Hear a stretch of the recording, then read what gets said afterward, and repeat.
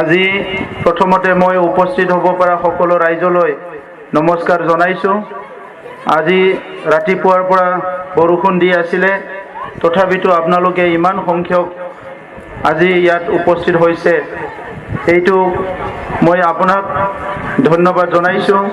আৰু আমাৰ কাৰণে, দলৰ কাৰণে এইটো এটা ডাঙৰ এটা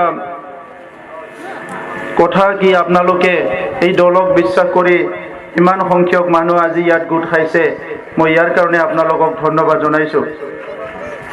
আমাৰ UPPL দলৰ তৰফৰ পৰা বিভিন্ন নিৰ্বাচনী সভাবিলাকত, আলোচনাবিলাকত আমাৰ কথাবিলাক আমাৰ নেতৃবৃন্দই ৰাখি আহিছে।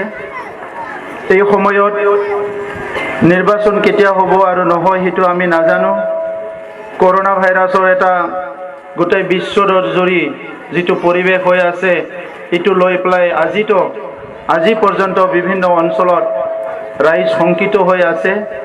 তো সেইকাৰণে এই সময়ত মই আপোনালোককো আহ্বান কৰোঁ কি আমাৰ গ্ৰাম্য অঞ্চলত যদি কাৰোবাৰ জ্বৰ হয়, কাৰোবাৰ বেমাৰ হয়, তাৎক্ষণিকভাৱে আমি ডক্টৰ পোৱাটো ইমান সহজ নহয়।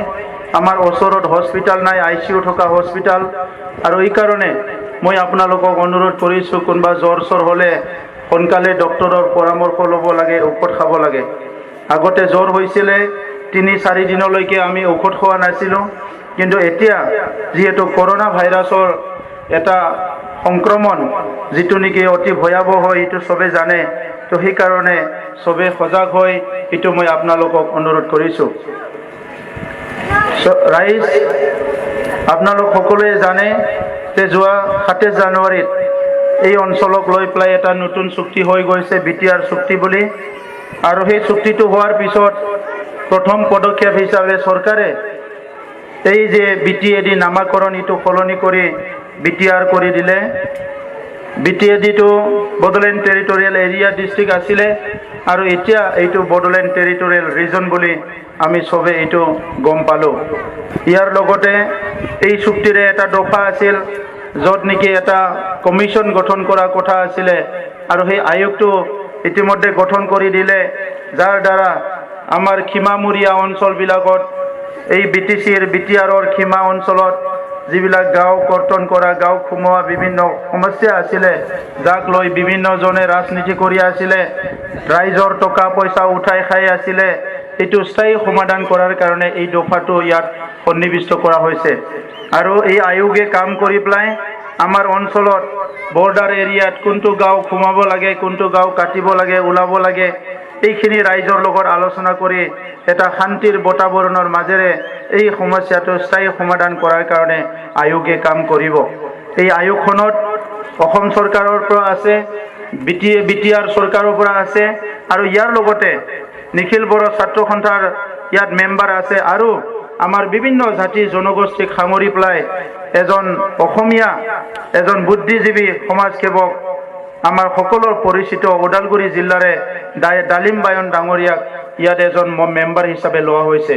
গতিকে এই কমিটিখনে ইয়াত বসবাস কৰা বিভিন্ন জাতি জনগোষ্ঠীৰ সকলোকে সাঙুৰি পেলাই এই কমিটিটো গঠন কৰা হৈছে। কিন্তু আমি কিছুমানে কৈছে এই কমিটিত কাৰোবাক সুযোগ দিয়া হৈছে, সুযোগ দিয়া হোৱা নাই। কিন্তু আজি আমাৰ যিখিনি ইয়াত ব্যক্তি আছে, সকলো যদি ইয়াত মেম্বাৰ হ'বলৈ বিচাৰে, ইয়াত মেম্বাৰে হ'ব আৰু একো ডিচিশ্যন ল'ব নোৱাৰিব। তো সেইকাৰণে আমি বিচাৰিছোঁ যি হয় ভালৰ কাৰণে হ'ব লাগে, ৰাইজৰ কাৰণে হ'ব লাগে। আৰু ইয়াৰ কাৰণে সেই আয়োগটো গঠন কৰাৰ পিছত, আৰু আয়োগে এতিয়া লাহে লাহে কাম কৰাৰ পিছত আমাৰ অঞ্চলৰ যিবিলাক সমস্যা এইটো স্থায়ী সমাধান হৈ যাব। ইতিমধ্যে বিভিন্নজনে বিভিন্ন কথা কৈছে। মই এতিয়াহে খৈৰাবাৰীৰ পৰা আহিছোঁ, আৰু তাত আমাৰ দলৰ কিছুমান কৰ্মকৰ্তাই ৰিপৰ্ট কৰিছে ভূঞাঘাট অঞ্চলত, কালাইগাঁও অঞ্চলত কিছুমান বড়ো লিডাৰ, কিছুমান GSP লিডাৰ, কিছুমান সংগঠনৰ মানুহবিলাকে তাত গৈ পেলাই মানুহবিলাকৰ পৰা পইচা তুলি আছে। গাঁও কৰ্তন কৰিব লাগে, কেছ দিব লাগে বুলি পেলাই ইহঁতে পইচা উঠাই আছে। মই ৰাইজক সজাগ কৰিছোঁ, এই গাঁও কৰ্তন কৰা, গাঁও সোমোৱাৰ কাৰণে কোনো আঠানাও পইচা দিব নালাগে। এইটোৰ কাৰণে কোনো হাইকোৰ্ট সুপ্ৰিম কোৰ্ট কৰিব নালাগে। এই আয়োগখনে এই কামটো কৰিব। যোৱা সময়তো বিভিন্ন ৰাইজৰ দুখীয়া মানুহৰ পইচা তুলি গাঁও কৰ্তন বুলি বহুত মানুহ মহাজন হৈ গ'ল, কিন্তু গাঁও কৰ্তন কৰিব নোৱাৰিলে। এইবিলাক সাংবিধানিক কথা, এইবিলাক আইনগত কথা, এই কথাবিলাক কোনোবা আৱেগিক কৰি পেলাই যদি পইচা তুলি খাব বিচাৰে, এইটো অতিকৈ দুৰ্ভাগ্যজনক কথা। সেইকাৰণে ৰাইজে সজাগ হয়, ইয়াৰ কাৰণে মই আপোনালোকক আহ্বান কৰিছোঁ। এতিয়া যিটো BTR হ'ল, ইয়াত UPPL দল হিচাপে আমি এই নিৰ্বাচনত অংশগ্ৰহণ কৰিছোঁ আৰু 40টা সমষ্টিতে আমাৰ কেণ্ডিডেট আছে। আৰু আমাৰ যিটো ৰাইজৰ আগত আমাৰ দৃষ্টিভংগীটো স্পষ্টভাৱে ৰাখিছোঁ কি আমি BTR অঞ্চলৰ যিটো 35 লাখ জনসাধাৰণ আছে, বিভিন্ন জাতি জনগোষ্ঠী ধৰ্মৰ মানুহ আছে, এই সকলোৰ নিৰাপত্তাৰ কাৰণে, শান্তিৰ কাৰণে, উন্নয়নৰ কাৰণে, সকলোৰ যিবিলাক সমস্যা আছে এইবিলাক স্থায়ী সমাধান কৰাৰ কাৰণে UPPL দলে আত্মপ্ৰকাশ কৰিছে আৰু ৰাজনৈতিকভাৱে কাম কৰা আৰম্ভ কৰিছে। এই অঞ্চলক লৈ পেলাই বিভিন্নজনে বিভিন্ন ৰাজনীতি কৰি আহিছে। স্বাধীনতাৰ ৭৪ বছৰ পিছতো আমাৰ এই অঞ্চলটো পিছ পৰি আছে। ইয়াত ভাল এখন কলেজ নাই, ইয়াত ভাল এখন ইউনিভাৰ্চিটি নাই। এই অঞ্চলত আজি ৰাস্তা ঘাটৰ সমস্যা, নিবনুৱা সমস্যা, ছাত্ৰ ছাত্ৰীৰ সমস্যা আছে, খেতিয়কসকলৰ সমস্যা আছে, বিভিন্ন সমস্যা জৰ্জৰিত এই অঞ্চলক লৈ পেলাই বিভিন্নজনে বিভিন্ন ৰাজনীতি খেলি আহিছে। আৰু সেইকাৰণে আমাৰ অঞ্চলৰ বিভিন্ন ৰাইজে আজিকালি ৰাজনীতিৰ কথা ক'লে খং উঠে। আমি কিমান ভোট দিম, কিমানজনক ভোট দি আমি MLA বনাম, কিমানজনক ভোট দি আমি MP বনাম, কিমানজনক ভোট দি আমি EM বনাম, MCLA বনাম। ভোট দিয়াৰ পিছত আমাক ৰাইজক পাহৰি যায়। এই কথাটো ৰাইজে আজি গাঁৱে ভূঞে চব ক'বলৈ বিচাৰিছে। আৰু ইয়াৰ যুক্তিও আছে। যুক্তি এই কাৰণে আছে কি স্বাধীন ভাৰতত আমাৰ দুখীয়া ৰাইজ, আমাৰ এই অঞ্চলৰ দৰিদ্ৰ ৰাইজ বা বিভিন্ন শ্ৰেণীৰ ৰাইজে সদায় ভাতৰ দুমুঠিৰ কাৰণে কোনোবা MLA MPৰ ওচৰত যোৱা নাই। কিন্তু চৰকাৰীভাৱে যিবিলাক আঁচনি আছে, সেই আঁচনিবিলাক সফল ৰূপায়ণ হোৱাটো আমাৰ ৰাইজে বিচাৰি আছিলে। আৰু সেইটো আজি সফল ৰূপায়ণ নোহোৱাৰ কাৰণে আমাৰ ৰাইজে দুখ পাইছে। ৰাইজে আজি কি হৈছে, ৰাইজৰ মাজত অশান্তি হৈছে। আৰু সেইকাৰণে ৰাইজে খং উঠি দুখ পাই পেলাই কৈছে আমি কিমান ভোট দিম, ভোট দি পেলাই আকৌ আমাৰ একো নহয়। কিন্তু শ্ৰদ্ধাৰ ৰাইজ, আমি ভাৰতৰ নাগৰিক হিচাপে আমাৰ এটা অধিকাৰ আছে। এই অধিকাৰটো লৈ পেলাই আজি আমি ভাৰতখন জীয়াই ৰাখিছোঁ, আমি অসমখন জীয়াই ৰাখিছোঁ। আমাৰ BTR এই BTC আছিলে, এতিয়া BTRটো আমি জীয়াই ৰাখিম। এইটোৱে হৈছে আমাৰ গণতান্ত্ৰিক অধিকাৰ। এই গণতান্ত্ৰিক অধিকাৰৰ দ্বাৰা 5 বছৰৰ মূৰে মূৰে আমি এজন MLA বাছনি কৰিবলৈ ভোট দিবলৈ পাওঁ। 5 বছৰৰ মূৰে মূৰে আমি এজন MP বাছনি কৰিবলৈ ভোট দিবলৈ পাওঁ। আৰু 5 বছৰৰ মূৰে মূৰে আমি এজন MCLA বাছিবলৈ ভোট দিবলৈ পাওঁ। আৰু যেতিয়া VCDC ইলেকশ্যন হ'ব, তেতিয়া VCDCতো আপোনালোকে ভোট দিবলৈ পাব। আৰু সেই ভোট দিয়াৰ বিনিময়ত আপুনি যদি সঠিকভাৱে চিন্তা কৰি এজন ভাল ব্যক্তিক ভোট দিব পাৰে, ভাল দল এটা বাছনি কৰিব পাৰে, তেনেহলে আপুনি সঠিক যিটো শাসন এইটো পাবলৈ সক্ষম হ'ব। ভাল শাসনটো পাবলৈ সক্ষম হ'ব, সুশাসনটো পাবলৈ সক্ষম হ'ব। যদি আপুনি আৱেগিক হয়, আপুনি যদি কিবা এটা ইস্যুক লৈ পেলাই আৱেগিক হৈ পেলাই যদি আপোনাৰ ভোট দান কৰে, ধৰ্মৰ লাইনতে হওক, জাতিৰ লাইনতে হওক বা কিবা লাইনতে হওক, তেতিয়া আপোনাৰ গণতন্ত্ৰটো সুস্থ কৰিব ৰখাত আপোনাৰ কেতিয়াও সফল নহ'ব। তো সেইকাৰণে আজি ভাৰতবৰ্ষৰ চাৰিসীমাত যি মানুহে জন্ম পাইছে 18 বছৰৰ পৰা যেতিয়ালৈকে জীৱন থাকে, সেই ব্যক্তিয়ে ভোট দিবলৈ পায় আৰু নিজৰ নাগৰিকৰ অধিকাৰটো সি সাব্যস্ত কৰিবলৈ পায়। সেইকাৰণে ইয়াৰ ওপৰত আমাৰ যাতে কোনো ঋণাত্মক দৃষ্টিভংগী নাহে, কোনো নেগেটিভ চিন্তা যাতে নাহে, এইটো আপোনালোকে চাব লাগিব। মানুহে ভুল কৰিছে, কোনোবা ব্যক্তিয়ে ভুল কৰিছে, কোনোবা MLA MPয়ে ৰাইজক ফিৰি চোৱা নাই, ৰাইজৰ সমস্যা দুখ দুৰ্যোগবিলাকত থিয় হোৱা নাই, মাত মাতা নাই। ইয়াৰ কাৰণে গণতন্ত্ৰ কেতিয়াও দায় নহয়। আমাৰ গণতন্ত্ৰ যিমান শক্তিশালী হ'ব, ইমানে আমি আগুৱাই যাব পাৰিম। সেইকাৰণে গণতন্ত্ৰটো শক্তিশালী কৰাৰ কাৰণে আমি সবে আগবাঢ়ি আহিব লাগিব। যোৱা সময় আছিলে আমাৰ অঞ্চলতো ভয় ভীতি কৰি পেলাই কোনোবা ভোট আদায় কৰিছিলে, টকা পইচা দি মানুহক কিনা বেচা কৰিবলৈ চেষ্টা কৰিছিলে। কিন্তু লাহে লাহে আমাৰ অঞ্চলত এতিয়া মানুহৰ চিন্তাধাৰাৰ সলনি হৈছে। এটা সময়ত উগ্ৰপন্থী সমস্যা বুলি মানুহে ভয় কৰিছিলে, বন্দুক বাৰুক আছে বুলি ভয় কৰিছিলে। আজি আপোনালোকে যিটো দেখিছে, এই অঞ্চলত স্থায়ী শান্তি আহিল। যোৱা ২৭ জানুৱাৰী চুক্তিৰ পিছত NDBৰ 4টা গোট চৰকাৰৰ লগত আলোচনা কৰি অস্ত্ৰ শস্ত্ৰ জমা দি তেখেতসকল আজি মূল খুঁটিলৈ আহি গ'ল। তেখেতসকল মূল খুঁটিত অহাৰ লগে লগে অফিচিয়েলি আৰু বড়ো জনগোষ্ঠীৰ মাজত কোনো অস্ত্ৰধাৰী সংগঠন নাই। ইয়াত কোনোবা হিংসা কৰিব বিচাৰে, এইটো ব্যক্তিগত হ'ব, কোনোবা দলৰ চিন্তা হ'ব, কিন্তু ইয়াত অস্ত্ৰধাৰী কোনো তেনেকুৱা এতিয়া অফিচিয়েলি সংগ্ৰামী কোনো নাই। এই অঞ্চলৰ আমাৰ বিভিন্ন আদিবাসী ভাইসকলৰ দাদাসকলৰ কিছুমান অস্ত্ৰ সংগ্ৰামীসকল আছে, যিসকলে যোৱা 2012 চনতে চিজফায়াৰ কৰি অস্ত্ৰ শস্ত্ৰ জমা দি এতিয়া নিজৰ অঞ্চলত আছে। সেইসকলৰ সমস্যাও স্থায়ী সমাধান হ'ব লাগে বুলি আমি চৰকাৰক হেঁচা প্ৰয়োগ কৰিছোঁ। আমাৰ প্ৰত্যেকজন ব্যক্তিৰে আমি প্ৰথমতে বিচাৰো নিৰাপত্তা। আমাৰ ঘৰখন নিৰাপদ হ'ব লাগিব, আমাৰ গাঁও আমাৰ অঞ্চল নিৰাপদ হ'ব লাগিব। ইয়াত আমি মূৰ দাঙি আমাৰ নিজৰ যিটো ভয় শংকা এইটো নাইকিয়া কৰি আমাৰ জীৱন যাপন কৰিব পাৰিব লাগিব। আৰু সেইটোকে যোৱা 30 বছৰত ইফালে আৰ্মি পুলিচ, ইফালে অস্ত্ৰধাৰী আমাৰ মানুহবিলাক বহুত এটা অশান্তিৰ এটা পৰিৱেশত আহিব লগা হ'ল। বহুত ডেকা ল'ৰা গুলিয়াই মাৰিলে, বহুত মানুহ জেলত যাব লগা হ'ল, কিছুমান দোষ কৰি পেলাই জেলত গ'ল, কিছুমান নিৰ্দোষী মানুহ জেলত যাব লগা হ'ল, জীৱন দিব লগা হ'ল। আৰু আজি এই গোটেই সমস্যা আমাৰ অঞ্চলত সমাধান হ'ল বুলি আমি ক'ব পাৰোঁ। সেইকাৰণে ৰাইজ আমাৰ শান্তি আহি গ'ল, আমাৰ নিৰাপত্তা আহি গ'ল। এতিয়া হৈছে কি বিভিন্ন জাতি জনগোষ্ঠীৰ মাজত আমাৰ ভেদাভেদ কিছুমানে সৃষ্টি কৰিলে। ওদালগুৰি জিলাত ইয়াৰ প্ৰভাৱটো বেছি নাই, কিন্তু ইফালে বাক্সা, ইফালে চিৰাং কোকৰাঝাৰত বড়ো অবড়ো সৃষ্টি কৰি আমাৰ মাজত বিভেদ সৃষ্টি কৰি কোনোবাই ৰাজনীতি লাভ আদায় কৰিলে। এই যি বিভেদগামী শক্তি সেইবিলাক আমি আশ্ৰয় দিব নালাগে। আজি সমস্যা আছে ৰাস্তাৰ, এইটো বড়োৰো আছে অসমীয়াৰো আছে। স্কুলৰ সমস্যা আছে, বড়োৰো আছে অসমীয়াৰো আছে আদিবাসীৰো আছে। আজি উন্নয়ন হোৱা নাই, বড়োৰো হোৱা নাই, আদিবাসীৰো হোৱা নাই, কোনোবা ৰাভা শৰণীয়াৰো হোৱা নাই। এই উন্নয়নবিলাক হ'ব লাগিব। গতিকে এই কথাবিলাক আমাৰ লিডাৰবিলাক সঠিক সময়ত যদি চিন্তা কৰিলেহেঁতেন আজি আমাৰ অঞ্চল বহুত আগুৱাই গ'লহেঁতেন। সেইকাৰণে যোৱা 17 বছৰত BPF-এ যিহেতু বিভিন্ন জাতি জনগোষ্ঠীক ঠগ প্ৰবঞ্চনা কৰিলে, বিভিন্ন জনগোষ্ঠীৰ এজন দুজন মানুহক তেখেতসকলে টকা পইচা দি মাহাজন কৰিলে, কিন্তু ৰাইজক নাচালে। ইয়াৰ কাৰণে আজি আমি এই কথাবিলাক চিন্তা চৰ্চা কৰি নতুন এটা নীতিৰে আগবাঢ়ি যাব বিচাৰিছোঁ। আৰু সেই নীতিয়ে হ'ল সমমৰ্যাদা সম অধিকাৰ। আমাৰ এই অঞ্চলত যদি বড়োসকল খাবলৈ পাইছে, আদিবাসীও ভালকে খাবলৈ পাব লাগিব। বড়োসকলে যদি ঘৰ পাইছে, আদিবাসী মাইনৰিটি বেংগলী বিভিন্ন জনগোষ্ঠীও এটা ভাল ঘৰ পাব লাগিব। যিখিনি চৰকাৰী সা সুবিধা এইটো সমানে পাব লাগিব। যিটো এটা দুটা চাকৰি ওলাইছে সকলো জনগোষ্ঠীয়ে পাব লাগিব। কিন্তু এইখিনি কামে BPF-এ যোৱা 17 বছৰত নকৰাৰ ফলত আজি সকলো জাতি জনগোষ্ঠীৰ ক্ষোভ হৈছে, খং উঠিছে। আৰু সেই খং ক্ষোভবিলাক কোনোবাই এক্সপ্লইট কৰি পেলাই এইটো জাতিগত এটা বিভেদলৈ পৰিৱৰ্তন কৰিব বিচাৰিছে। সেইকাৰণে ৰাইজ আমাৰ এই অঞ্চলটো এটা সুন্দৰ অঞ্চল।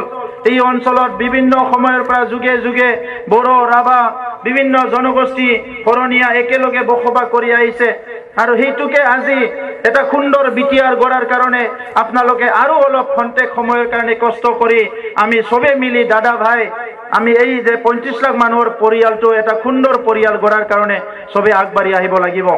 আৰু ইয়াৰ কাৰণে সবচে প্ৰয়োজনটো হৈছে এই BTR-ত যিটো শাসন আছে এতিয়া দুৰ্নীতি ভ্ৰষ্টাচাৰৰ শাসন, এই শাসনটো উফৰাই পেলাই নতুন এটা শাসন আনিব লাগিব, য'ত আমাৰ ভাতৃত্ববোধটো জীয়াই থাকে, এটা জনগোষ্ঠী আনটো জনগোষ্ঠীক মৰম স্নেহেৰে জীয়াই থাকিব পাৰে। আৰু আমাৰ সমাজখন ঠিক কৰাৰ কাৰণে আমাৰ বাথু মন্দিৰ, ব্ৰহ্ম মন্দিৰ, কোনোবা আজি কালী মন্দিৰ, কৃষ্ণ মন্দিৰ যিয়ে নহওক কিয় এই গোসাঁই ঘৰবিলাক আমাৰ ভালকে ইয়াতে সৃষ্টি কৰি যি লাগে এইবিলাক স্থাপন কৰি এটা সুন্দৰ সমাজ গঢ়ি তুলিব লাগিব। আমাৰ ভাৰতৰে এটা সময়ৰ ৰাষ্ট্ৰপতি সাইন্টিষ্ট APJ আব্দুল কালামে কৈছিলে, তেখেতে এটা পুৰা বুলি এটা প্ৰজেক্ট আনিছিলে অটল বিহাৰী বাজপেয়ী ডাঙৰীয়াৰ সময়ত। আৰু সেই পুৰা প্ৰজেক্টটো কি আছিল, তাত কোৱা হৈছিলে provision of urban amenities in rural area ইংলিছত কৈছিলে মানে টাউন চহৰত যিখিনি সুবিধা পায় এইটো গাঁৱতো দিব লাগে আজি গাঁৱটো সবচে সুন্দৰ এই কাৰণে নেতাবিলাক কৈছে সাহিত্যিকবিলাক কৈছে ভাৰতৰ বুদ্ধিজীৱীবিলাক কৈছে কি ভাৰতৰ যিটো জীৱন এইটো গাঁৱতে আছে অসমৰ জীৱন এইটো গাঁৱতে আছে আমাৰ বিটিআৰৰ জীৱন এইটো গাঁৱতে আছে জীৱন মানে মানুহৰ জীৱনক মাত্ৰ কোৱা নাই এটা অঞ্চল হিচাপে যিটো এই অঞ্চলৰ সংস্কৃতি এই অঞ্চলৰ নীতি ৰীতি এইবিলাক এটা অঞ্চল এই অঞ্চলৰ এইটো গাঁৱতে আছে আজি আমাৰ গাঁৱৰ মানুহ দখনা পিন্ধিছে খেৰাই নাচিছে খাম চিপুং জঠা লৈছে গাঁৱত কোনবা অসমীয়া মানুহ আজি বিহু নাচিছে সব গাঁৱত গোসাই ঘৰ আছে সব সংস্কৃতি গাঁৱত আছে বঙালী মানুহৰ কালচাৰ জীয়াই আছে সকলোৰো আজি গোৰ্খাৰ কালচাৰ জীয়াই আছে সব গাঁৱত সুন্দৰকে জীয়াই আছে আৰু সেই গাঁওখনকে যদি আমি নেগলেক্ট কৰো বোকা পানী আজি বৰষুণৰ বতৰত গাঁৱলৈ যাব নোৱাৰে বহুত অঞ্চল আছে যাত বেমাৰ হৈছে হস্পিটালক নিবলৈ ৰাস্তা নাই আৰু এই কামটো যে চৰকাৰে নকৰিলে ইয়াতকে দুৰ্ভাগ্যজনক কথা আৰু একো নাই সেই কাৰণে গাঁৱৰ ৰাস্তা ঘাট ঠিক হ'ব লাগিব ইলেক্ট্ৰিচিটি সবে পাব লাগিব গাঁৱৰ মাৰ্কেটটো ঠিক হ'ব লাগিব স্কুল কলেজ ইউনিভাৰ্চিটি ঠিক হ'ব লাগিব গাঁৱৰ মানুহৰ কাৰণে হস্পিটাল ঠিক হ'ব লাগিব যিখিনি সুবিধা টাউনত পায় এইটো গাঁৱতো হ'ব লাগিব আৰু আমাৰ UPPL চৰকাৰ অহাৰ লগে লগে এই আব্দুল কালামৰ যিটো প্ৰজেক্ট আছে সেইটো লৈ পেলাই আমি কাম কৰা আৰম্ভ কৰিম যাতে প্ৰত্যেক গাঁও আমাৰ আদৰ্শ গাঁও হ'ব পাৰে প্ৰত্যেকজন ব্যক্তিয়ে গাঁৱত সংস্থাপন পাব পাৰে আজি সবৰে প্ৰশ্ন কি সংস্থাপনটো কি হ'ব হাজাৰ হাজাৰ লাখ লাখ নিবনুৱা যুৱ যুৱতী আমাৰ সমাজত ওলাই আহিছে শিক্ষা গ্ৰহণ কৰিছে মাক দেউতাকে টকা পইচা খৰচ কৰি গৰু বিক্ৰী কৰি মাটি বন্ধক থৈ বহুতে আজি ল'ৰা ছোৱালী পঢ়াইছে MA BA পাছ কৰাৰ পিছত চাকৰি নাই ইয়াৰ কাৰণে আমি ব্যৱস্থাটো কৰিব লাগিব ইয়াৰ কাৰণে বহুত সুবিধা আছে অকল চৰকাৰী চাকৰিৰ যে সুবিধা এইটো নহয় চৰকাৰী চাকৰিক বাদ দিও বহুত সুবিধা আছে আৰু এই সুবিধাটোৱে অসম চৰকাৰ ভাৰত চৰকাৰ আৰু BTC চৰকাৰে কৰি দিব লাগিছিলে যোৱা 17 বছৰত যদি মানে 1000 জন খেতিয়কক সহায় কৰিলেহেঁতেন এতিয়া 17 বছৰত আমাৰ 17000 আদৰ্শ খেতিয়ক ওলাই আহিলেহেঁতেন বছৰত যদি 1000 সেলফ হেল্প গ্ৰুপক সহায় কৰিলেহেঁতেন এতিয়া আমাৰ অঞ্চলৰ 17000 সেলফ হেল্প গ্ৰুপ আজি শক্তিশালী সবল হৈ গ'লহেঁতেন এই কামবিলাক BPF নকৰিলে সেলফ হেল্প গ্ৰুপৰ নামত অহা পইচা খাই দিলে BPF বৃদ্ধ পেঞ্চনৰ পইচা খাই দিলে বিধৱাসকলৰ পইচা আহাটো খাই দিলে জব কাৰ্ডৰ পইচা খাই দিলে PMOৰ নামত অহা পইচা খাই দিলে যিমানখিনি আঁচনি ৰাইজৰ নামত আহিছে এই টকা পইচাবিলাক খাই পেলাই এতিয়া BTCটো এটলা পুৰা